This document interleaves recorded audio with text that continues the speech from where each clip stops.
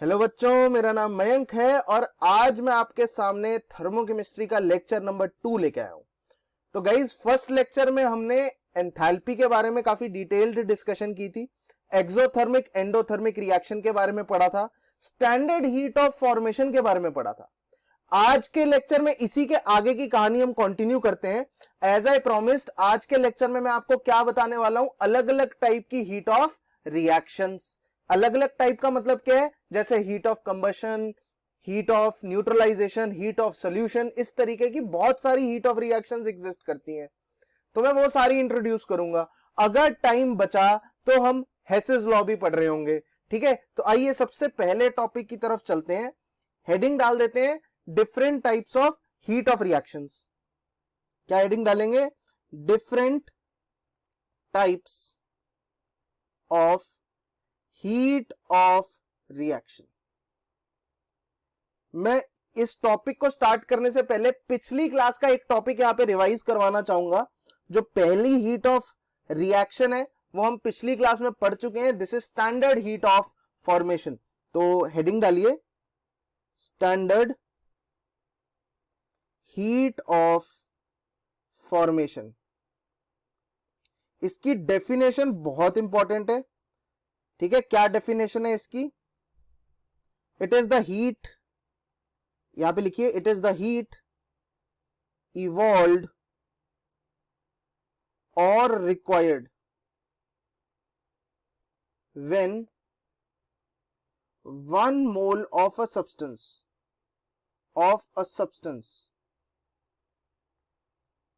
is formed from its constituent elements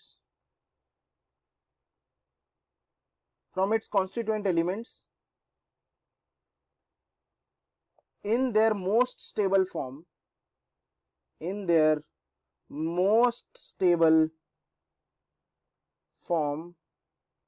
at standard conditions। काफी बड़ी लंबी सी डेफिनेशन लग रही है, बट डेफिनेशन में कुछ भी नहीं है। डेफिनेशन में क्या है? डेफिनेशन बस ये बोलती है कि आप उस रिएक्शन को स्टैंडर्ड हीट ऑफ फॉर्मेशन का रिएक्शन बोलोगे जिसमें आप वो कंपाउंड का कितने मोल्स बनाओगे बच्चों? 1 मोल। ठीक है, किससे बनाओगे? उसके कॉन्स्टिट्यूएंट एलिमेंट से बनाओगे। और वो जो कॉन्स्टिट्यूएंट एलिमेंट्स है कैसी स्टेट में होने चाहिए? अपनी मोस्ट स्टेबल फॉर्म में होने चाहिए। अब फॉर एग्जांपल, अगर मैं आपको ये बोलूं कि कार्बन डाइऑक्साइड को बनाना है, किससे बनाना है? क्या मैं कार्बन डाइऑक्साइड 1 मोल बना रहा हूं? बिल्कुल। ये स्टोइचोमेट्रिक कोएफिशिएंट CO2 के आगे क्या है? 1। कुछ नहीं लिखा तो इसका मतलब क्या है? 1। तो कार्बन डाइऑक्साइड 1 मोल बन रहा है। किससे बन रहा है? इससे, इसके कॉन्स्टिट्यूएंट एलिमेंट से बन रहा है। इसके कॉन्स्टिट्यूएंट एलिमेंट्स कौन से? कार्बन और ऑक्सीजन। कार्बन की मोस्ट स्टेबल फॉर्म कौन सी होती है बच्चों? ग्रेफाइट। ऑक्सीजन की मोस्ट स्टेबल फॉर्म कौन सी होती है? Oxygen gas. ओजोन नहीं होती। ऑक्सीजन O2 के फॉर्म में भी एग्जिस्ट करता है, O3 के फॉर्म में भी एग्जिस्ट करता है। Thermodynamically more stable form is O2 gas. अब इसको क्या मैं इस रिएक्शन के डेल्टा एच को, कुछ तो रहेगा इसका डेल्टा एच, क्या मैं इस रिएक्शन के डेल्टा एच को standard heat of formation of CO2 बोल सकता हूं? The answer is yes. अगर यहां पे मैंने कार्बन ग्रेफाइट की जगह कार्बन डायमंड यूज किया होता, कार्बन ग्रेफाइट की जगह, स्टैंडर्ड की बात चल रही है, तो कार्बन डायमंड यूज किया होता, तो मैं क्या बोल सकता था कि इस रिएक्शन का जो भी डेल्टा एच नॉट है, स्टैंडर्ड कंडीशंस पे जो भी डेल्टा एच है, वो delta H formation of CO2 है। देखो, अंग्रेजी में मत जाओ, ये मत सोचो कि फॉर्मेशन ऑफ CO2 का मतलब होता है कि CO2 बन रहा है। नहीं नहीं, एक स्पेसिफिक तरीके से CO2 बनाना है, और वो स्पेसिफिक तरीका आपको डेफिनेशन में लिखा हुआ है। तो आपसे एक छोटा सा सवाल, ये जो दूसरा रिएक्शन है, क्या इसको फॉर्मेशन का रिएक्शन बोलोगे? आइए डेफिनेशन से मैच करते हैं। कुछ नहीं करना, डेफिनेशन से मैच करना है। आपको 1 मोल कंपाउंड बनाना है। क्या 1 मोल बनाया है? बिल्कुल, यहां पे 1 मोल बनाया है। किससे बनाना है? From its constituent elements. इसके कॉन्स्टिट्यूएंट एलिमेंट्स कौन से? कार्बन और ऑक्सीजन। बिल्कुल, कार्बन ऑक्सीजन से बनाया है। क्या उनके मोस्ट स्टेबल वर्जन्स ले रखे हैं? The answer is no. Carbon का आपने डायमंड वाला वर्जन लिया हुआ है। I hope you are getting this. तो इसको आप फॉर्मेशन का रिएक्शन नहीं बोलोगे। बात समझ आ रही है? अगर मैं आपसे एक और एग्जांपल के बारे में पूछूं कि आपको HI का बनाना है, HI का हीट ऑफ फॉर्मेशन का रिएक्शन लिखना है HI का, तो आप बोलोगे अच्छा, दोबारा से डेफिनेशन फॉलो कर रहे हैं कि आपको 1 मोल HI बनाना है। ठीक है, आपको 1 मोल HI बनाना है। किससे बनाना है? From its constituent elements, that means hydrogen and iodine. Hydrogen की मोस्ट स्टेबल फॉर्म कौन सी होती है बच्चों? Hydrogen gas. आयोडीन की मोस्ट स्टेबल फॉर्म कौन सी होती है बच्चों? आयोडीन क्या होती है? सॉलिड। ओके, अब बैलेंस करने के लिए आप राइट हैंड साइड 2 नहीं लिख सकते, बिकॉज राइट हैंड साइड कौन सा नंबर फिक्स्ड है? 1। बिकॉज आपको 1 मोल HI बनाना है, तो 1 राइट साइड फिक्स्ड है, तो डेफिनेटली बैलेंसिंग लेफ्ट साइड में होगी, तो हाफ हाफ लिखना पड़ेगा आपको। क्या इस रिएक्शन के डेल्टा H0 को आप फॉर्मेशन की इंथैल्पी बोल सकते हो HI की? The answer is yes. देखो कौन सा रिएक्शन फॉर्मेशन का रिएक्शन है, इन अदर वर्ड ऐसे ही मैं सोचता हूं, कौन सा रिएक्शन को आप फॉर्मेशन का रिएक्शन बोलोगे जो कि इस डेफिनेशन को सेटिस्फाई करेगा। आपको वो डेफिनेशन चेक करनी है, ये नहीं कर रहा, ये दोनों कर रहे हैं। ठीक है, चलिए, सो ये हो गया आपका पहला हीट ऑफ फॉर्मेशन। दूसरा जो है it is standard heat of combustion. तो हेडिंग डाल दीजिए, second heading, it is standard heat of combustion.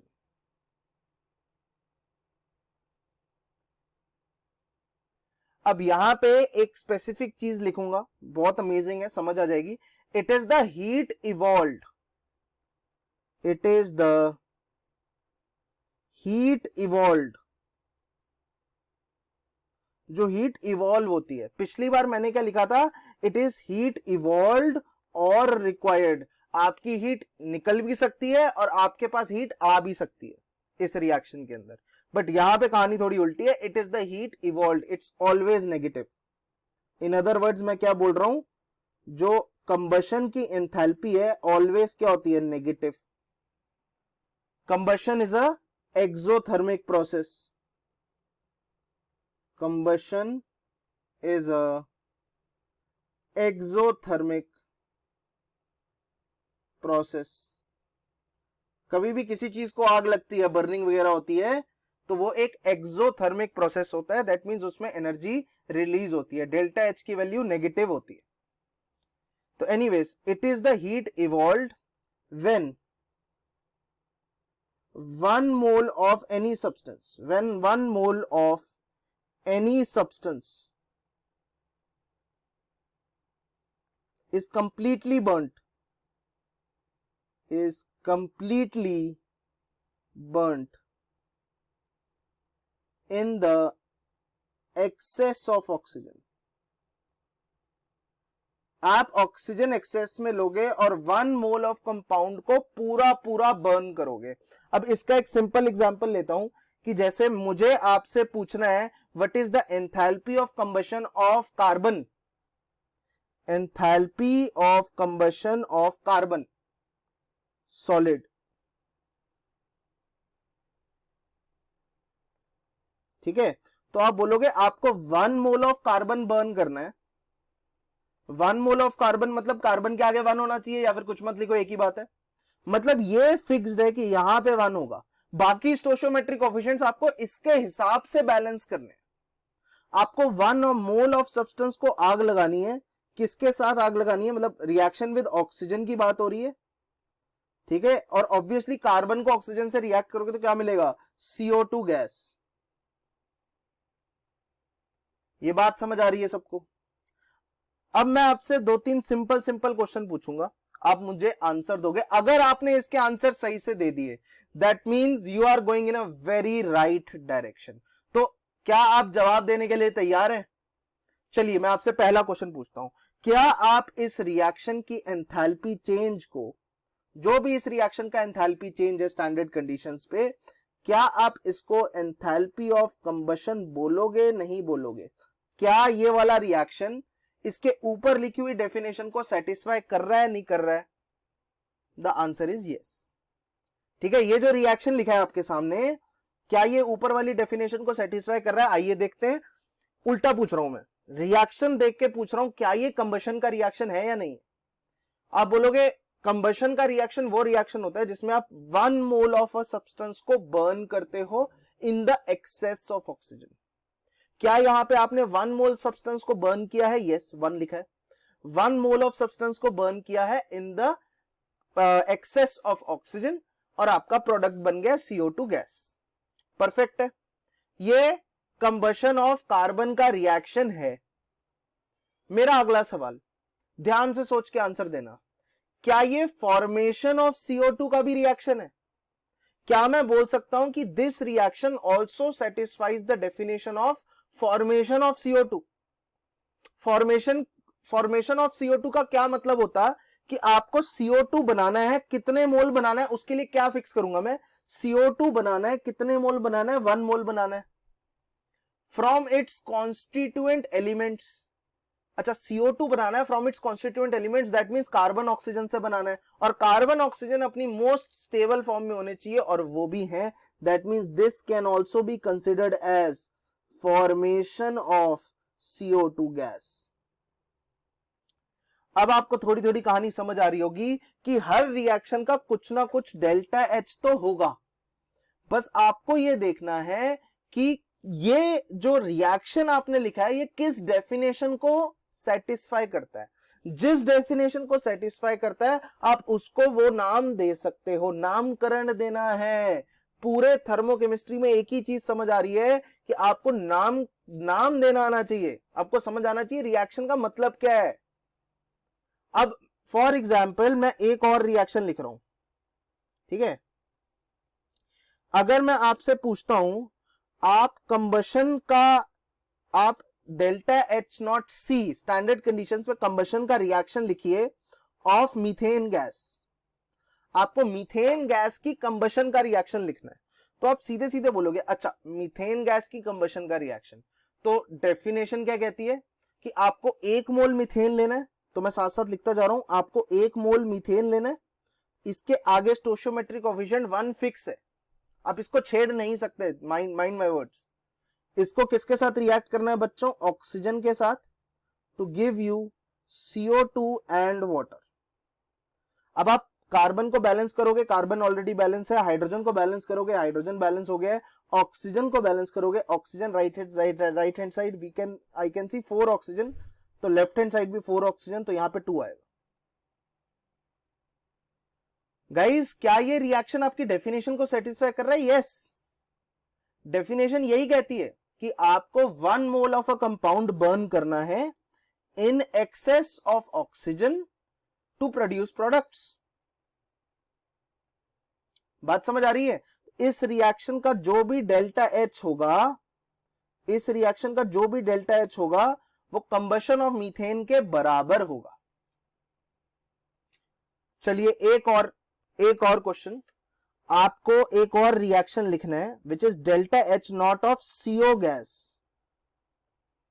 Carbon monoxide का कंबशन लिखना है आपको। कार्बन मोनोऑक्साइड का कंबशन लिखोगे तो आपको फिर से वही चीज स्ट्राइक करेगी कि यार बाय डेफिनेशन आपको 1 मोल कंपाउंड को आग लगानी है, तो यहां पे किसको आग लगानी है? कार्बन मोनोऑक्साइड को आग लगानी है। तो 1 मोल कंपाउंड को, मतलब इसके आगे 1 फिक्स है, इसको ऑक्सीजन से रिएक्ट करना है, तो क्या बनेगा बच्चों? CO2। अब बैलेंस करना है, लेकिन कार्बन मोनोऑक्साइड के आगे 1 मेंटेन रखना है, तो बैलेंस करने के लिए यहां पे हाफ लिखना पड़ेगा। इस रिएक्शन का जो भी डेल्टा H है उसको डेल्टा H0, मतलब जो भी डेल्टा H0 है उसको कंबशन बोल सकते हैं कि ये कार्बन मोनोऑक्साइड की कंबशन आप परफॉर्म कर रहे हो। बात समझ आ रही है?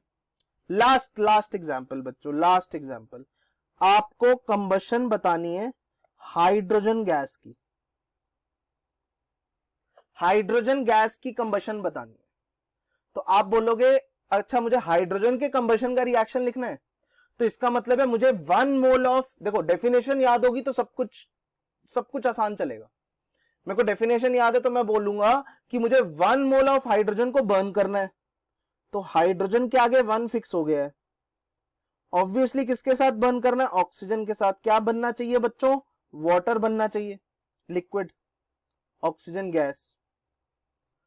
इसमें मैं किसको छेड़ नहीं सकता, किसका स्टोइचोमेट्रिक कोएफिशिएंट फिक्स्ड है? हाइड्रोजन का, बिकॉज मुझे हाइड्रोजन 1 मोल ही रिएक्ट करवानी है। तो हाइड्रोजन ऑलरेडी बैलेंस है, ऑक्सीजन को बैलेंस करने के लिए यहां पे क्या लिखोगे? हाफ। तो माय क्वेश्चन इज, आपने अभी तक क्या बोला कि इस रिएक्शन का जो डेल्टा एच नॉट होगा, स्टैंडर्ड कंडीशन में जो डेल्टा एच होगा, क्या वो कंबशन, ये रिएक्शन कंबशन की डेफिनेशन को फॉलो करता है? Yes, this reaction satisfies the combustion of hydrogen. Hydrogen को कंबस्ट करने का रिएक्शन दिख रहा है, ये आपने 1 मोल ऑफ हाइड्रोजन को कंबस्ट किया है, तो मैं लिख सकता हूं कि this is delta C H naught of hydrogen gas. ये हाइड्रोजन के कंबशन का रिएक्शन है। दूसरा सवाल बच्चों, क्या ये वाटर के फॉर्मेशन का रिएक्शन है? वाटर भी बन रहा है ना, जरा सोचो, क्या इसको वाटर के फॉर्मेशन का रिएक्शन बोलोगे? नहीं बोलोगे? तो फिर से रिवाइंड करते हैं, अपनी डेफिनेशन की तरफ चलते हैं। फॉर्मेशन की डेफिनेशन क्या थी? आपको 1 मोल ऑफ अ कंपाउंड बनाना है, 1 मोल ऑफ अ कंपाउंड बनाना है from its constituent elements in their most stable form. आइए जरा देखते हैं, क्या आपने वाटर 1 मोल बनाया है? हाँ बिल्कुल 1 मोल बनाया है। क्या इसके कॉन्स्टिट्यूएंट एलिमेंट से ही बनाया है? हाँ, हाइड्रोजन ऑक्सीजन से ही बनाया है। और क्या उनकी भी आपने मोस्ट स्टेबल स्टेट्स लिए? यस। तो this reaction also satisfies the definition of formation of water. तो मैं इसको ये भी लिख सकता हूं, this is delta H F not of water liquid. तो कहानी ये है, मोटी मोटी कहानी ये है कि आप एक रिएक्शन को मल्टीपल डेफिनेशंस के साथ रिलेट कर सकते हो, ठीक है। बट आपको अगर डेफिनेशन आती होगी, याद होगी, तो ही आप रिलेट कर पाओगे, अदरवाइज आप रिलेट नहीं कर पाओगे। I hope you are getting this. This is standard enthalpy of combustion, ठीक है। अगले टॉपिक की तरफ चलते हैं, हीट ऑफ डिसोसिएशन। तो मैं हेडिंग यहां पे डाल देता हूं, 3rd हेडिंग पे आ गए हम, हीट ऑफ डिसोसिएशन। इसके रिलेटेड सारी प्रॉब्लम प्रैक्टिस हम ट्यूटोरियल्स में करेंगे। आज हम डेफिनेशंस पे फोकस कर रहे हैं, आपको ये सारी डेफिनेशंस अच्छे से बाय हार्ट याद करनी है, ठीक है। तो हीट ऑफ डिसोसिएशन क्या होती है, आइए लिख लो, लिख लेते हैं। It is the amount of energy, it is the amount of energy required, it is the amount of energy required to break 1 mole of bonds in a molecule,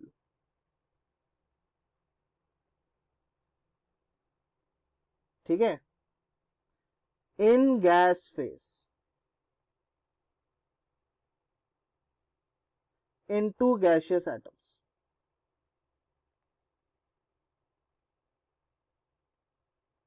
okay देखो फिर से यहां पे एक चीज मैं यहां पे फोकस करवाऊंगा, it is the amount of energy required. Required का मतलब क्या है गाइस? रिक्वायर्ड का मतलब है कि एनर्जी जो डेल्टा एच होगा डिसोसिएशन का, वो क्या होगा? वो पॉजिटिव होगा। तो इसको मैं, इसका जो सिंबल होता है वो बॉन्ड डिसोसिएशन ऐसा होता है, डेल्टा बॉन्ड डिसोसिएशन, और इसकी वैल्यू जनरली क्या होगी बच्चों? Positive, because energy is always required. आपको बॉन्ड को तोड़ना है, बात समझ आ रही है? आपको एक बॉन्ड को, 2 एटम्स के बीच में एक बॉन्ड बना हुआ है, आपको उस बॉन्ड को तोड़ना है, एनर्जी चाहिए, ऑब्वियसली एनर्जी चाहिए। तो गाइज यहां पे मैं आपको एक एग्जांपल दूंगा, तो एग्जांपल से समझ आ जाएगा। जैसे मेरे पास हाइड्रोजन है, ठीक है, गैस फॉर्म में होना चाहिए। आप बॉन्ड कब तोड़ते हो? सिर्फ गैस फेज में तोड़ते हो।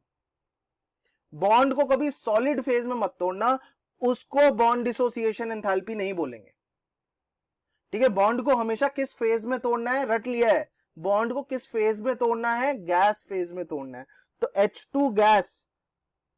H2 गैस से आप क्या बना रहे हो, बॉन्ड तोड़ के 2H गैस। बात समझ आ रही है? इसका जो भी डेल्टा H होगा, you can call it as bond dissociation.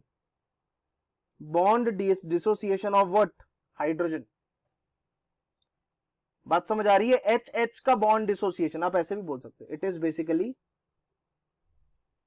H, hydrogen तो है, H का बॉन्ड डिसोसिएशन। अगर मैं यहां पे लिखूं कि C2 सॉलिड है कोई, उसको 2C गैस में कन्वर्ट कर रहे हैं, तो क्या इसका delta H bond dissociation of CC कहलाएगा? The answer is no. Why no? अगर आपने डेफिनेशन ध्यान से पढ़ी है तो समझ आएगा आपको बॉन्ड किस फेज में तोड़ने होते हैं, बॉन्ड ब्रेकेज। मैं यहां पे दोबारा से लिख रहा हूं, याद भी रखना है। Bond breakage occurs in which phase? Occurs in gas phase. हमेशा जब भी आपको बॉन्ड ब्रेक करना है तो गैस फेज में ब्रेक करना है, तो ये गलत है। दैट मीन्स अगर इसको सही करना है तो C2 gas gives you 2C gas. इसको मैं बॉन्ड डिसोसिएशन ऑफ CC बोलूंगा। ये बात समझ आ रही है सबको? ठीक है, I hope it is very very clear. ये जो बॉन्ड डिसोसिएशन एंथैल्पी है, ये क्या होगी, always positive, because energy is always required, in order to break the bonds. Bond breakage में एनर्जी रिक्वायर्ड है, बॉन्ड फॉर्मेशन में एनर्जी रिलीज होती है। अगर इसका उल्टा प्रोसेस होता तो उसको बॉन्ड फॉर्मेशन बोलते। बात समझ आ रही है? तो अगर बॉन्ड ब्रेक हो रहा है तो एनर्जी चाहिए, एनर्जी इज रिक्वायर्ड, बट अगर बॉन्ड फॉर्म हो रहा है तो एनर्जी रिलीज होती है। I hope it is very very clear. आगे बढ़ते हैं अगले हीट ऑफ एनर्जी की तरफ। अगली हीट ऑफ एनर्जी है हीट ऑफ फेज चेंज। यहां पे डेफिनेशंस पे बहुत ज्यादा फोकस है, साथ साथ मैं एग्जांपल दे रहा हूं, बाद में एक साथ सवाल होंगे इनके, बिल्कुल ध्यान देना है। अगली डेफिनेशन पे आ गए हैं। अगली डेफिनेशन कौन सी है बच्चों? It is heat of phase change.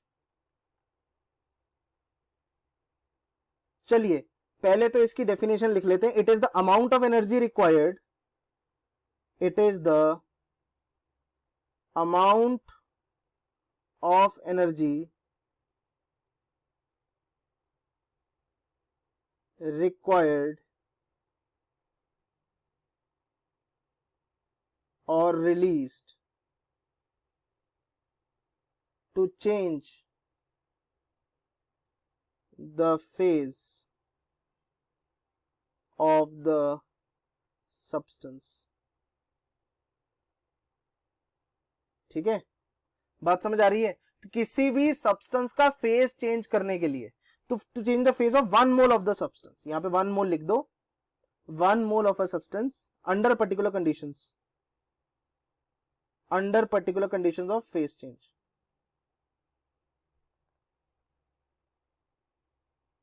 मैं यहां पे आपको समझाता हूं। फेज चेंज का मतलब आप सब तो जानते ही होंगे, जैसे सॉलिड का लिक्विड में कन्वर्ट होना, लिक्विड का गैस में कन्वर्ट होना, इन सब को क्या कहते हैं? फेज चेंज कहते हैं। अब अगर मेरे पास सॉलिड है, एक तरफ है सॉलिड, बीच में लिख रहा हूं लिक्विड, यहां पे लिख रहा हूं गैस। ठीक है, ध्यान से सुनेंगे। सॉलिड से लिक्विड में जाना होता है तो सॉलिड को आप मेल्ट करते हो। फॉर एग्जाम्पल आइस को मेल्ट करके मैं वाटर बनाता हूं, तो सॉलिड को एनर्जी देनी पड़ती है, मेल्टिंग में एनर्जी देनी पड़ती है। यहां से यहां के प्रोसेस को आप मेल्टिंग बोलते हो। पहले तो नाम लिख देते हैं। सॉलिड से लिक्विड जाने वाला प्रोसेस मेल्टिंग। अच्छा, लिक्विड से गैस जाने वाला प्रोसेस वेपराइजेशन, या फिर इसे आप बॉइलिंग भी बोलते हो, ये भी पता है। अच्छा, गैस से लिक्विड आने वाला प्रोसेस, गैस से आप लिक्विड की तरफ जा रहे हो, गैस से लिक्विड जाने वाला प्रोसेस कंडेंसेशन, गैस कंडेंस हो गई। और लिक्विड से सॉलिड जाने वाला प्रोसेस सॉलिडिफिकेशन। अब मुझे एक चीज बताओ, मेल्टिंग में, मेल्टिंग को फ्यूजन भी बोलते हैं बाय द वे, ठीक है, मेल्टिंग को फ्यूजन भी बोलते हैं। तो अगर मैं पूछूंगा आपसे कि अगर आप 1 मोल ऑफ सॉलिड को लिक्विड में कन्वर्ट कर रहे हो, 1 मोल ऑफ सॉलिड को 1 मोल ऑफ लिक्विड में कन्वर्ट कर रहे हो, उसको क्या बोलेंगे बच्चों? उसको डेल्टा एच फ्यूजन बोलेंगे स्टैंडर्ड कंडीशंस में। तो डेल्टा एच फ्यूजन बोलेंगे। बात समझ आ रही है? यहां पे अगर आप 1 मोल ऑफ लिक्विड को 1 मोल ऑफ गैस में कन्वर्ट करते हो तो इसको क्या बोलेंगे? Delta H of vaporisation. Gas को लिक्विड में कन्वर्ट कर रहे हो, ऑब्वियसली कंडेंस कर रहे हो, इट इज कंडेंसेशन। और यहां पे सॉलिडिफिकेशन। तो एक सिंपल सी चीज जो मुझे यहां पे समझ आ रही वो ये है, सॉलिड से लिक्विड जाने में एनर्जी खर्च होती है, मेल्ट करने में एनर्जी खर्च होती है, एनर्जी देनी पड़ती है, तो इसका जो वैल्यू आएगा वो पॉजिटिव आएगा। लिक्विड से गैस बनाना चाहते हो, आप बॉइलिंग करना चाहते हो तो एनर्जी देनी पड़ती है ना, नीचे से आग लगाओगे तो ही पानी बॉयल होगा। तो वेपराइजेशन भी क्या होती है? पॉजिटिव। अगर लिक्विड से गैस का डेल्टा एच पॉजिटिव है तो गैस से लिक्विड का डेल्टा एच नेगेटिव हो जाएगा। ट्यूटोरियल में भी हमने ये डिस्कस किया था, अगर आप रिएक्शन उल्टा कर देते हो, मतलब अगर आपके पास A गिव्स यू B है और इसका delta H x kilojoule per mole है, तो अगर आप B गिव्स यू A ले लेते हो तो आंसर क्या आएगा बच्चों? -x किलो जूल पर मोल। तो जब आप रिएक्शन को रिवर्स करते हो, जब आप रिएक्शन को रिवर्स करते हो, आप क्या करते हो? आप रिएक्टेंट को प्रोडक्ट बना देते हो, प्रोडक्ट को रिएक्टेंट बना देते हो। तो डेल्टा एच क्या होता है? Enthalpy of product minus reactant, दोनों एक्सचेंज हो गए आपस में, तो आंसर ऑब्वियसली नेगेटिव ही आएगा। बात समझ आ रही है? तो अगर आपका लिक्विड से गैस जाना पॉजिटिव है तो ऑब्वियसली गैस से लिक्विड जाना नेगेटिव है। सिमिलरली लिक्विड से सॉलिड से लिक्विड जाना, अगर डेल्टा एच पॉजिटिव है, सॉलिड से लिक्विड जा रहे हो, ऊपर चेक करो जो लिखा हुआ है, सॉलिड से लिक्विड जा रहे हो तो डेल्टा एच क्या आ रहा है? पॉजिटिव। तो लिक्विड से सॉलिड जाने का बच्चों डेल्टा एच क्या आएगा? नेगेटिव। तो आई होप आपको समझ आ गया। अलग अलग हीट, अगर कोई हीट ऑफ फ्यूजन पूछता है तो वो मेल्टिंग वाली कहानी है। अगर कोई हीट ऑफ वेपराइजेशन पूछता है तो वो बॉइलिंग वाली कहानी है। ठीक है, I hope it is very very clear, सबको समझ आ रहा है? ठीक है, this is called as heat of phase change. आप 1 मोल सॉलिड को किस में कन्वर्ट कर रहे हो? 1 मोल लिक्विड में। मतलब मैं यहां पे कुछ एग्जांपल्स दे देता हूं in order to strengthen this concept. जैसे वाटर, सॉलिड से आप वाटर लिक्विड में जा रहे हो, इसको क्या बोलेंगे बच्चों? ये मेल्टिंग है, इसको बोलेंगे फ्यूजन हो रहा है, इसके डेल्टा एच को फ्यूजन बोलेंगे।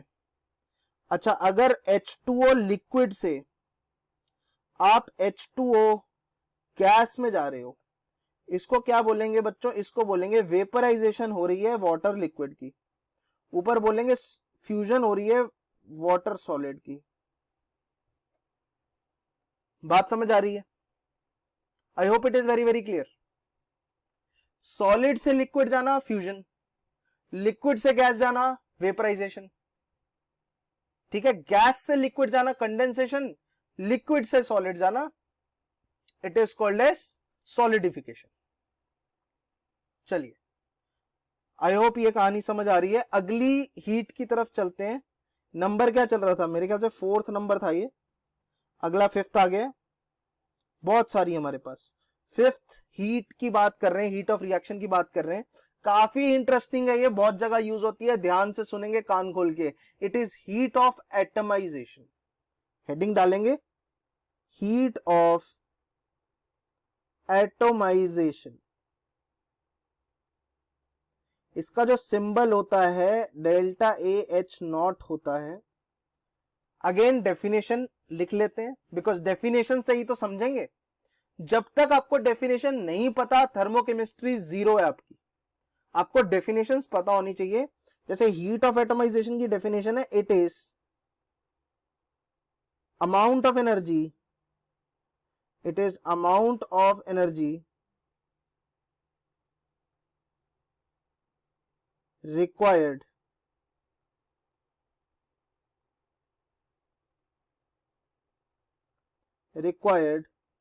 to convert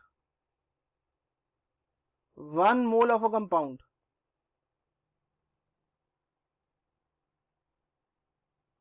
in gaseous atoms.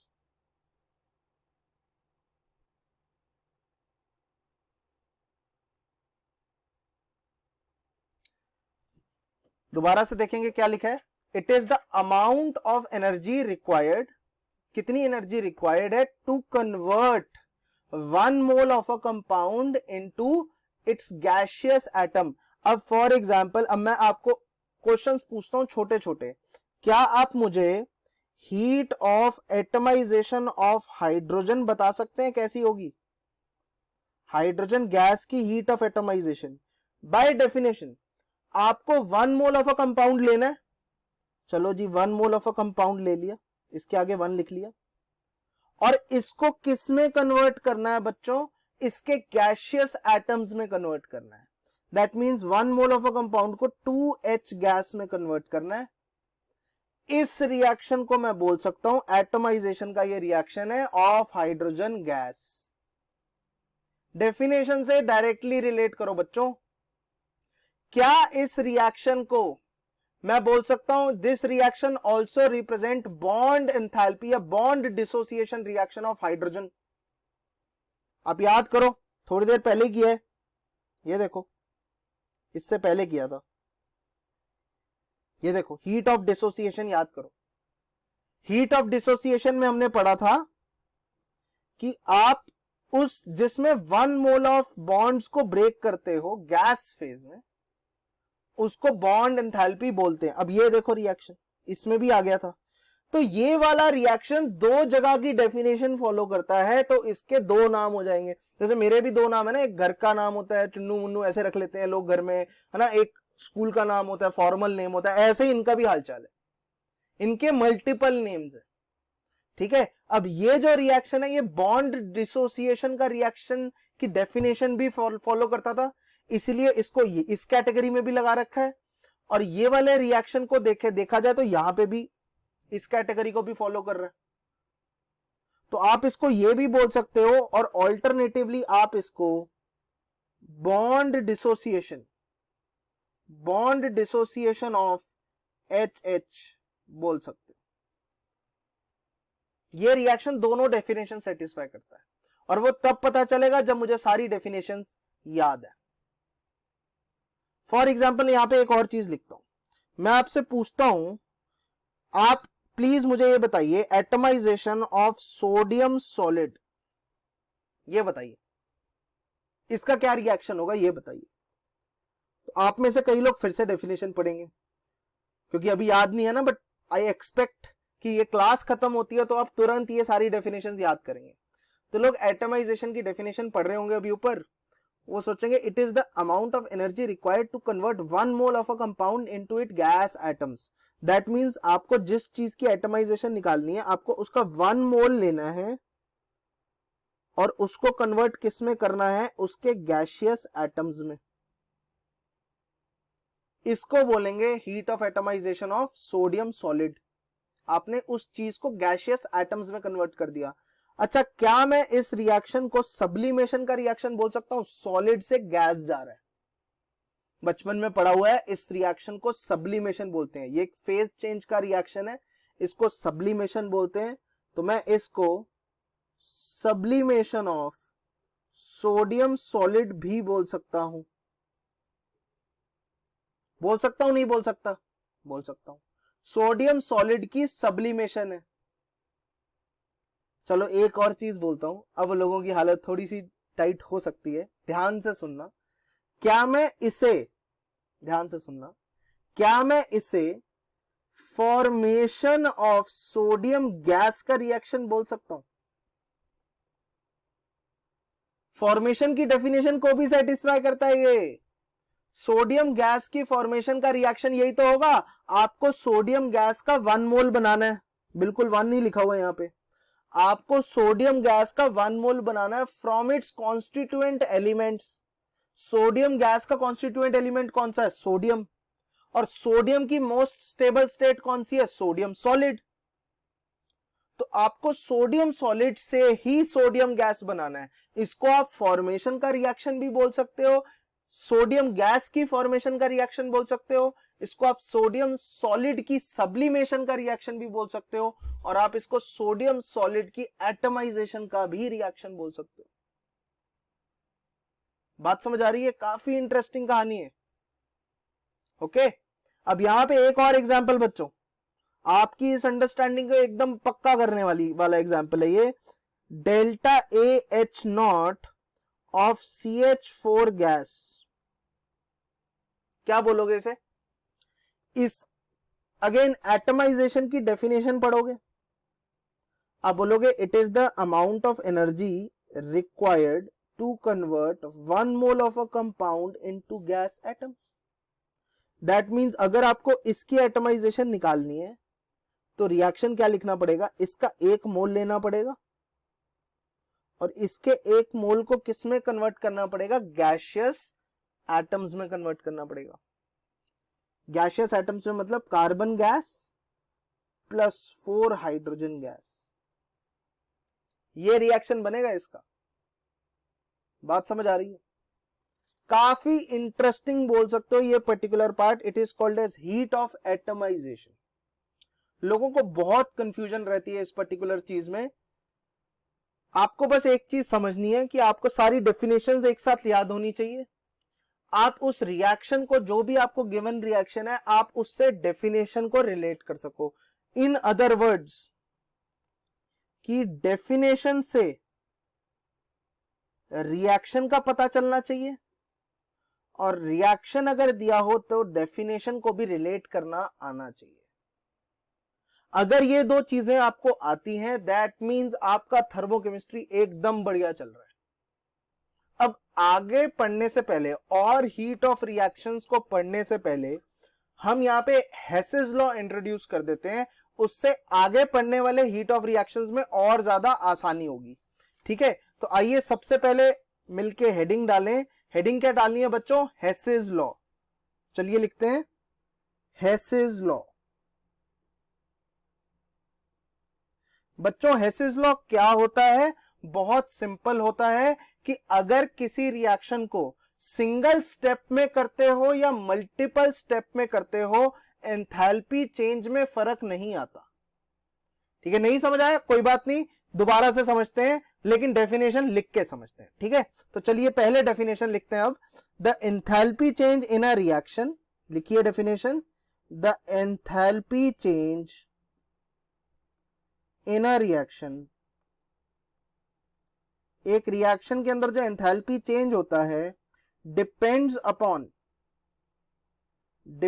Upon initial and final states and is independent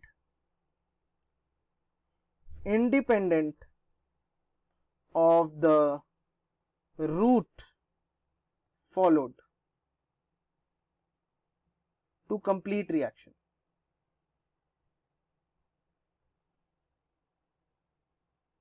ठीक है, इसका एक बहुत सिंपल सा कॉन्सिक्वेंस आपको बताता हूं। जैसे मेरे पास एक रिएक्शन है, एग्जाम्पल के थ्रू समझेंगे, अच्छे से समझ आएगा। A gives you B, मेरे पास एक रिएक्शन है, A gives you B। अच्छा, इसका डेल्टा H दिया हुआ है, डेल्टा H1। एग्रीड? ठीक है। एक दूसरा रिएक्शन है which is B gives you C। In other words, पहले A B में कन्वर्ट होता है, पहले जो आपके पास A पड़ा हुआ है वो किस में कन्वर्ट होता है? B में। और फिर B फर्दर एक और अगले स्टेप में, this is your step 1, this is your step 2, B अगले स्टेप में किस में कन्वर्ट होता है? C में। इसका डेल्टा H2 दिया हुआ है। बात समझ आ रही है? तो अगर मैं डेल्टा H1 को लिखूं तो क्या लिख सकता हूं? It is enthalpy of product, इस केस में B है, माइनस एंथैल्पी ऑफ रिएक्टेंट, इस केस में A है। और डेल्टा H2 को कैसे लिख सकता हूं? It is enthalpy of product minus enthalpy of reactant. अब जब मैं इन दो रिएक्शंस को ऐड करता हूं तो ऑब्वियसली B से B कैंसिल हो जाता है और A गिव्स यू C। ये डायरेक्ट लिख देता हूं मैं रिएक्शन। ये बात समझ आ रही है? और आपको ये जान के खुशी होगी कि जब हम रिएक्शंस को ऐड करते हैं, इंटरेस्टिंगली डेल्टा H भी ऐड हो जाता है। दैट मींस जो डेल्टा H3 होने वाला है, it is equal to delta H1 plus delta H2। ठीक है, हम अभी 1 सेकेंड में प्रूव कर देंगे। बच्चों, डेल्टा H1 की वैल्यू क्या थी? It was HB minus HA। और डेल्टा H2 की वैल्यू क्या थी? HC minus HB। तो यहां पे HB से HB कैंसिल हो रहा है, HB से HB कैंसिल हो रहा है, क्या चीज आ रही है? HC minus HA। जरा इसको देख के नहीं समझ आ रहा? इसका डेल्टा H क्या होना चाहिए? HC minus enthalpy of products which is C minus enthalpy of reactants which is A, HC minus HA होना चाहिए। तो ये ही हेसेस लॉ का कॉन्सिक्वेंस है कि जब आप रिएक्शंस को ऐड करते हो तो आपका डेल्टा H भी ऐड हो जाता है। और वो कॉन्सिक्वेंस कैसे है मैं आपको समझाता हूं। देखो, आपके पास इनिशियली रिएक्टेंट A है, उसकी कुछ एंथैल्पी है। मैं यहां पे y एक्सिस में एंथैल्पी लिख रहा हूं, x एक्सिस में रिएक्शन कोऑर्डिनेट लिख रहा हूं। ध्यान से सुनेंगे, इस ग्राफ से बहुत सारी चीजें क्लियर हो जाएंगी। A आपका रिएक्टेंट है, यहां से रिएक्शन स्टार्ट हो रहा है, दिस इज रिएक्शन स्टार्ट्स। ठीक है, इसकी जो वैल्यू है, इसकी जो एनर्जी की वैल्यू है, it is called as HA। इसका जो y कोऑर्डिनेट है, उसकी एनर्जी की वैल्यू है, उसका एनर्जी कंटेंट है, उसको क्या बोलते हैं? HA। रिएक्शन एंड कहां हो रहा है? A कहां तक जा रहा है बच्चों? A C तक जा रहा है। तो मान लेते हैं C की वैल्यू यहां पे है, this is the value of C। ठीक है, आइए इसका भी कुछ एनर्जी कंटेंट है, वो भी देख लेते हैं, दिस इज HC। ये बात समझ आ रही है? ये A का एनर्जी कंटेंट है HA, C का एनर्जी कंटेंट है HC। तो आपको पता है डेल्टा H की वैल्यू क्या होती है?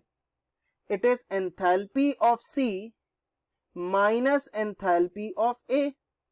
Enthalpy of C minus enthalpy of A। That means अगर आप यहां पे देखो, एंथैल्पी ऑफ C ये है, ये जो रेड एरो की लेंथ मैंने बनाई है, that is enthalpy of C। और ये जो ब्लू एरो की लेंथ बनाई है, that is enthalpy of A। तो HC माइनस HA क्या होगा बच्चों? ये होगा, ये जो ग्रीन एरो की लेंथ है, HC माइनस HA, वो ग्रीन एरो हुआ, जो ग्रीन डबल एरो बनाया है, वो लेंथ आपका डेल्टा H है, ये आपका डेल्टा H है। गाइज, अब मुझे एक चीज बताओ, चाहे ये रिएक्शन सिंगल पाथ में हो, चाहे ये रिएक्शन मल्टीपल पाथ में हो, मतलब पहले B बना फिर C बना, क्या HC माइनस HA में कभी कोई फर्क आएगा?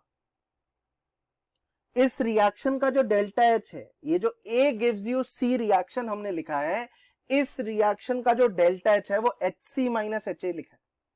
तो that means enthalpy of C minus enthalpy of A।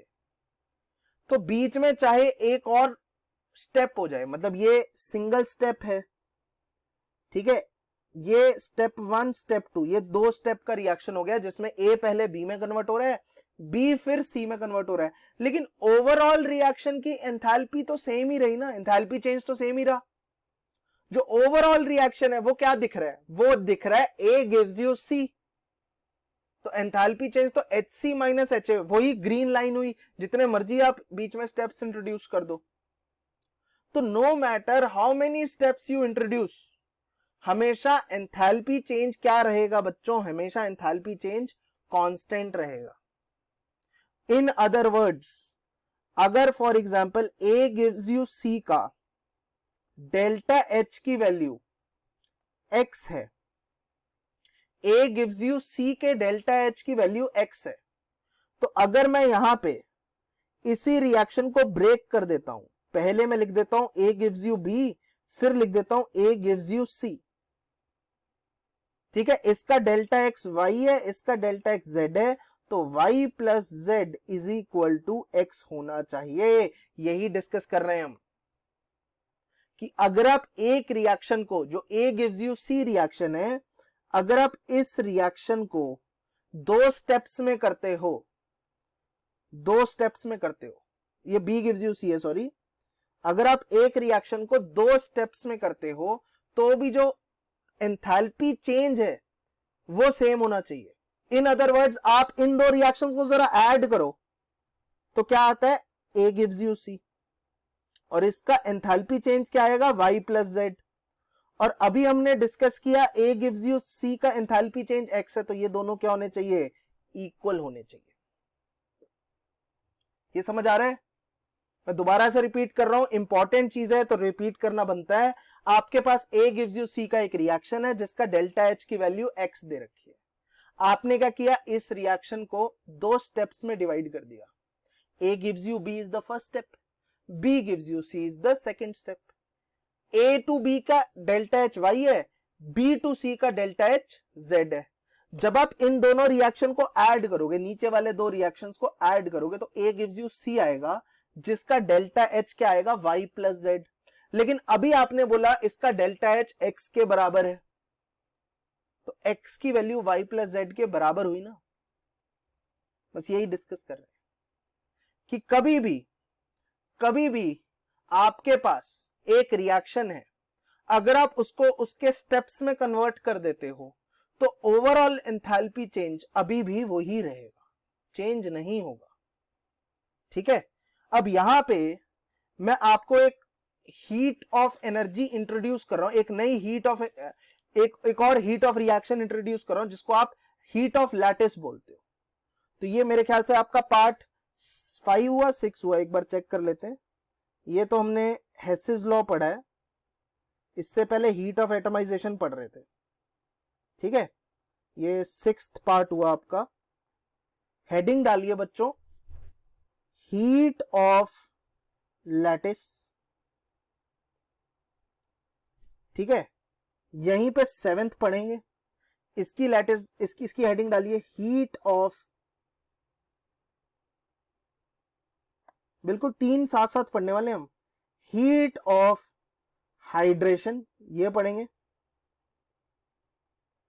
और तीसरी जो है which is called as heat of solution, heat of solution ये पढ़ेंगे। ये तीनों हीट एक साथ पढ़ेंगे, एक साथ समझ आ जाएगी तीनों की तीनों, एक तीर तीन शिकार, 2 शिकार तो सुना था, आज 3 होने वाले हैं। तो सबसे पहले तो heat of lattice, heat of lattice की डेफिनेशन क्या है, it is energy required, it is energy required to break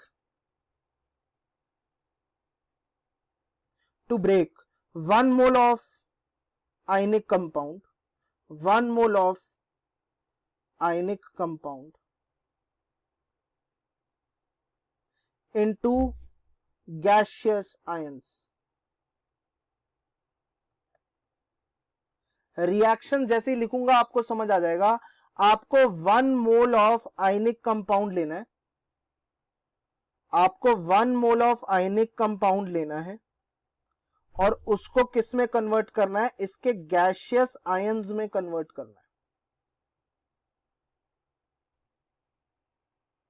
इसको हीट ऑफ लैटिस बोलते हैं, इसको बोलेंगे lattice enthalpy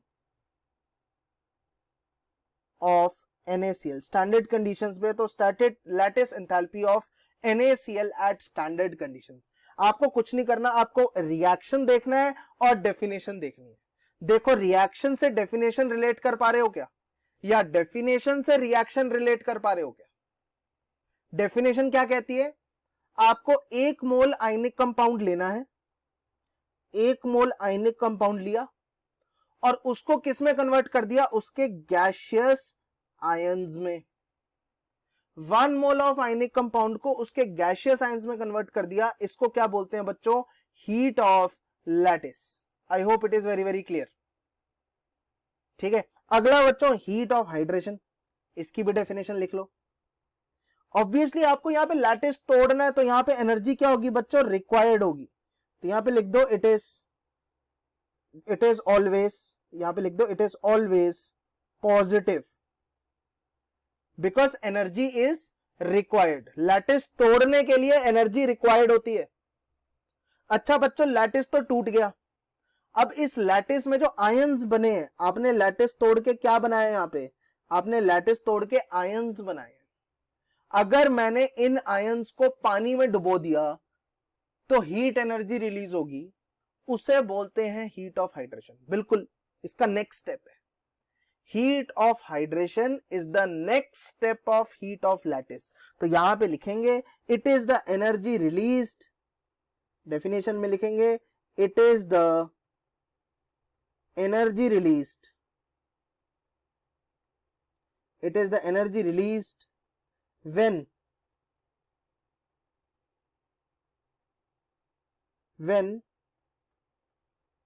ions in 1 mole of ionic compound, when gaseous ions, ऐसे लिख दो, when gaseous ions of 1 mole ionic compound gets hydrated। देखो सीधी सी discussion है। अगर फॉर एग्जांपल मैंने लैटिस को तोड़ा, लैटिस को तोड़ते ही आयंस बने। कौन कौन से आयन बने? Na+ और Cl-। Na+ को पानी में डाल दिया, Na+ को पानी में डाल दिया तो इस तरीके से वाटर मॉलिक्यूल्स इसके आसपास इकट्ठे हो जाएंगे। ऑक्सीजन ज्यादा इलेक्ट्रोनेगेटिव है, ऑक्सीजन पे पार्शियल नेगेटिव आएगा। तो जैसे ही Na+ को पानी में डाला, इस तरीके से पानी के मॉलिक्यूल्स इसके आसपास इकट्ठे हो गए, इंटरैक्शन स्टार्ट हो गए, इलेक्ट्रोस्टैटिक अट्रैक्शन फोर्सेस आ गई सिस्टम में, जिसके कारण एनर्जी रिलीज हुई। ऐसा जरूरी नहीं सोडियम के साथ ही हो रहा होगा, क्लोराइड के साथ भी हो रहा होगा। दूसरी तरफ क्लोराइड भी है, क्लोराइड के साथ वाटर मॉलिक्यूल्स इस तरीके से अलाइंड होंगे। ऑक्सीजन पे अगर पार्शियल नेगेटिव आ रहा है बिकॉज वो ज्यादा लालची है, ज्यादा इलेक्ट्रोनेगेटिव है ऑक्सीजन, अगर ऑक्सीजन पे पार्शियल नेगेटिव आ रहा है तो ऑब्वियसली हाइड्रोजन पे पार्शियल पॉजिटिव आएगा ना, तो इसमें भी एनर्जी रिलीज होगी। इन अदर वर्ड्स, अगर इसका मुझे रिएक्शन लिखना है ना, it is the energy released when gaseous ions of 1 mole of ionic compounds get hydrated. That means जैसे मुझे हाइड्रेशन एंथैल्पी ऑफ NaCl निकालना है,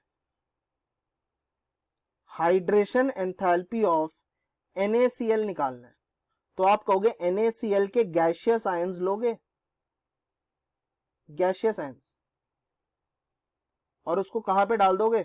ऐसा करते हैं, यहीं पे लिख लेते हैं, ये तीसरी हेडिंग नीचे ले लेंगे, अदरवाइज दिखाई नहीं दे रहा होगा।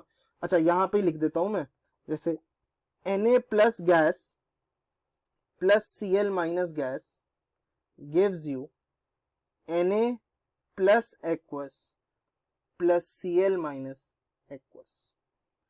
इस रिएक्शन में Na+ गैस को भी पानी में डुबो दिया है और Cl- गैस को भी पानी में डुबो दिया है। इस रिएक्शन का जो डेल्टा H होगा बच्चों, इसको हाइड्रेशन एंथैल्पी बोलते हैं। किसकी हाइड्रेशन एंथैल्पी है ये? NaCl की, कि आपने 1 मोल NaCl के गैसियस आयंस को पानी में डुबो दिया। तो समझने की कोशिश करिए, लैटिस और हाइड्रेशन, पहले लैटिस होता है फिर हाइड्रेशन होता है।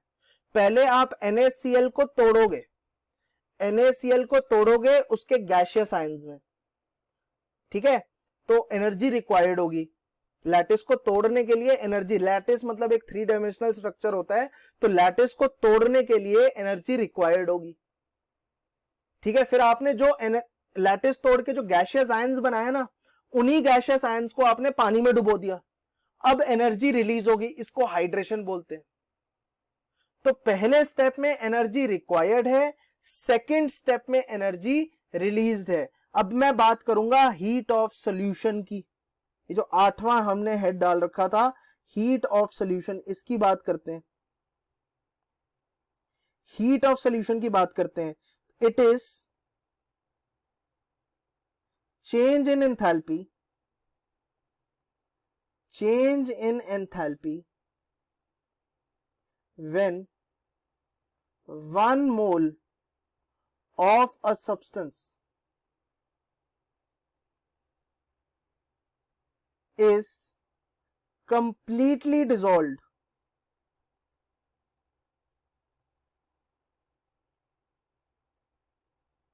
in a solution या in excess of water।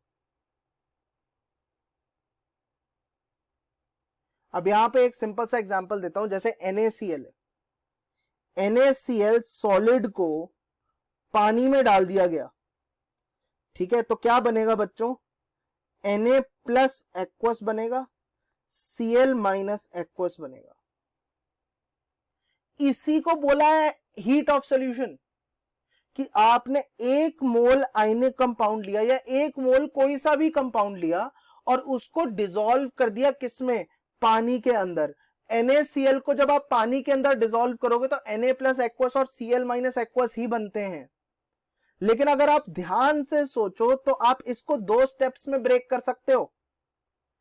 इसका स्टेप 1 बोल सकते हो कि NaCl सॉलिड ब्रेक हुआ Na प्लस गैस में, Cl माइनस गैस में, और फिर स्टेप 2 को बोल सकते हो कि Na प्लस गैस और Cl माइनस गैस को पानी में डाला तो Na प्लस एक्वस बना और Cl माइनस एक्वस बना। देखो इन दोनों को ऐड करो, ऊपर वाली चीज आ रही है, चेक करो बच्चों। इस स्टेप को क्या बोलते हैं, इस स्टेप को बोलते हैं लैटिस। इस स्टेप को क्या बोलते हैं, नीचे वाले को, इसको बोलते हैं बच्चों हाइड्रेशन। और ऊपर वाले को क्या बोलते हैं बच्चों, सॉल्यूशन। ये IIT JEE में आने वाला बहुत ही इंपॉर्टेंट थर्मोकेमिस्ट्री का क्वेश्चन है, जिसमें वो ये पूछता है कि सॉल्यूशन, हाइड्रेशन और लैटिस में क्या रिलेशन है। आप लैटिस और हाइड्रेशन को ऐड करो, स्टेप 1 और स्टेप 2 को ऐड करो, आपको ऊपर का ओवरऑल रिएक्शन मिल रहा है। That means delta H solution is equal to delta H lattice plus delta H hydration. ये समझ आ रहा है सबको, ये कैसे आ गया गाइज। ये थोड़ा सा डिफिकल्ट पार्ट है जो लास्ट के 10-15 मिनट्स में हमने किया है। इस पार्ट को बहुत अच्छे से समझने की कोशिश करो। मैं दोबारा से रिपीट कर रहा हूं because of the immense importance of this part, ठीक है। सबसे पहले हमने पढ़ा heat of lattice. Heat of lattice का मतलब है NaCl सॉलिड को Na प्लस और Cl माइनस गैस में कन्वर्ट करना है। बच्चों सारा खेल डेफिनेशन का है। डेफिनेशन याद है तो ये सारी कहानी समझ आएगी, डेफिनेशन नहीं याद है तो कुछ फायदा ही नहीं है। अभी तो आपकी सहूलियत के लिए डेफिनेशन आपके सामने लिखी हुई है तो आप आसानी से यूज कर सकते हो। यहां पे जैसे हीट ऑफ लैटिस की डेफिनेशन लिखी हुई है, it is the energy required to break 1 mole of ionic compound into gaseous ion. तो आपने 1 मोल ऑफ आयनिक कंपाउंड लिया और उसको गैसियस आयंस में कन्वर्ट कर दिया, इसको क्या बोल दिया, हीट ऑफ लैटिस। आसान है, डेफिनेशन देखो, रिएक्शन देखो। अगला हीट ऑफ हाइड्रेशन, इसमें आप 1 मोल ऑफ आयनिक कंपाउंड को पानी में डालोगे, 1 मोल ऑफ आयनिक कंपाउंड के आयंस को पानी में डालोगे, मतलब NaCl 1 मोल में Na प्लस और Cl माइनस होगा ना, तो Na प्लस गैस और Cl माइनस गैस जो होगा, आप इसको पानी में डालोगे तो Na प्लस एक्वस और Cl माइनस एक्वस बनेगा और हीट रिलीज होगी। इसी को आप हाइड्रेशन एंथैल्पी बोलोगे। दोबारा से डेफिनेशन से रिलेट करो कि आपको 1 मोल आयनिक कंपाउंड लेना है, उसके गैसियस आयंस लेने हैं, उसको पानी में डालना है। आयनिक कंपाउंड को पानी में नहीं डालना, आयनिक कंपाउंड के गैसियस आयंस को पानी में डालना है। दैट मींस अगर मैंने 1 मोल ऑफ NaCl लिया है तो NaCl को पानी में नहीं डालना है, NaCl के गैसियस आयंस को पानी में डालना है। मतलब NaCl के गैसियस आयंस कौन से हुए, Na प्लस गैस और Cl माइनस गैस, इनको पानी में डालना है। इसको हाइड्रेशन एंथैल्पी बोलेंगे या हीट ऑफ हाइड्रेशन बोलेंगे। ये भी समझ आ गया। डेफिनेशन देखनी है, रिएक्शन देखना है, रिलेशन समझ आना चाहिए। अगला heat of solution. Heat of solution ये बिल्कुल ही ब्रॉड कि आपको 1 मोल ऑफ कंपाउंड लेना है, उसको पानी में डालना है, बस। आपने 1 मोल ऑफ कंपाउंड लिया, उसको पानी में डाल दिया, एक्सेस ऑफ वाटर लिया, तो जो कंपाउंड था वो पूरा पूरा ब्रेक हो गया, अपने एक्वस आयंस में चला गया। इसको बोलते हैं हीट ऑफ सोल्यूशन। ये 3 चीजें पता चल गई। लेकिन मैं आपको अब बताने की कोशिश कर रहा हूं कि आप इस रिएक्शन को, जो ब्लू कलर में लिखा हुआ है, इस रिएक्शन को आप 2 स्टेप्स में कर सकते हो। आप बोल सकते हो कि मैंने जैसे ही NaCl को पानी में डाला तो पहले तो लैटिस ब्रेक हुआ होगा, आयंस में कन्वर्ट हुआ होगा, और फिर वो आयंस पानी में हाइड्रेट हुए होंगे। दोबारा से सुनो, मैंने जैसे ही NaCl को पानी में डाला, मैं यहां पे कह रहा हूं जैसे ही मैंने NaCl को पानी में डाला तो पहले NaCl अपने आयंस बनाएगा। पहले आप NaCl के लैटिस को ब्रेक करोगे और फिर वो जो आयंस हैं वो पानी में हाइड्रेट होंगे। आपने इसी ऊपर वाले रिएक्शन को 2 स्टेप्स में ब्रेक कर दिया, जिसमें से पहला स्टेप लैटिस एंथैल्पी को रिप्रेजेंट करता है, दूसरा स्टेप हाइड्रेशन एंथैल्पी को रिप्रेजेंट करता है। तो आप ओवरऑल बोल सकते हो कि जो ओवरऑल एंथैल्पी ऑफ सॉल्यूशन है, जो ब्लू वाले रिएक्शन की एंथैल्पी ऑफ सॉल्यूशन है, it is equal to lattice enthalpy plus hydration enthalpy. ये जो हम यहां पे डिस्कस कर रहे हैं ये एडवांस लेवल का कंसेप्ट है बच्चों, ये बहुत इंपॉर्टेंट है अगर आप एडवांस और जेईई मेंस के अच्छे क्वेश्चंस अटेम्प्ट करना चाहते हो। आई होप आपको ये चीजें समझ आ रही होंगी। काफी इजी तो नहीं बोल सकते, बट मुझे लगता है कि अगर हमें ये चीज समझ आ गई तो आगे की कहानी, पीछे की कहानी रिलेटिवली इससे तो इजी है। ठीक है, this is like the peak of this chapter. Heat of lattice, heat of hydration and heat of solution, ये हीट आपको समझ आनी चाहिए। ठीक है, तो घूम फिर के मूल मंत्र तो यही है बच्चों कि आपके थर्मोकेमिस्ट्री में एक चीज तो पक्का है कि डेफिनेशन से आपको रिएक्शन को रिलेट करना आना चाहिए। अगर आप डेफिनेशन से रिएक्शन को रिलेट कर पा रहे हो तो आपकी थर्मोकेमिस्ट्री बढ़िया चल रही है, इतना पक्का है। ठीक है, तो अभी भी हमारी सारी हीट ऑफ सॉल्यूशन, हमारी सारी हीट ऑफ रिएक्शंस कंप्लीट नहीं हुई है, हीट ऑफ न्यूट्रलाइजेशन अभी भी बची हुई है। तो बच्चों साथ साथ प्लीज आई रिक्वेस्ट यू हाथ जोड़ के कि आप ट्यूटोरियल्स अटेंड करिए। ट्यूटोरियल्स में इन टॉपिक्स के रिलेटेड काफी सही सही एग्जांपल्स है। अगर आप ट्यूटोरियल अटेंड करोगे और क्लास अटेंड करोगे तो ही फायदा है, अदरवाइज कोई फायदा नहीं है। At the end of the day मुझे क्वेश्चंस करने आने चाहिए। थ्योरी तो ठीक है यार, थ्योरी तो चलती रहती है, थ्योरी तो लोग रट लेते हैं, क्वेश्चंस में एप्लीकेशन कैसे करनी है, this should be very very clear. Alright, I hope आपको आज का लेक्चर मजेदार लगा होगा, चीजें समझ आई होंगी। मजेदार लगना तो मेरे ख्याल से सेकेंडरी होता है, चीजें समझ आनी इज मोर इंपॉर्टेंट। इन चीजों को और अच्छे से समझिए, ट्यूटोरियल में आके ट्यूटोरियल 2 जरूर अटेंड कीजिए। ठीक है, चलो अब यहीं पे मैं खत्म करता हूं session. Take care, bye bye. ठीक है, टेक केयर।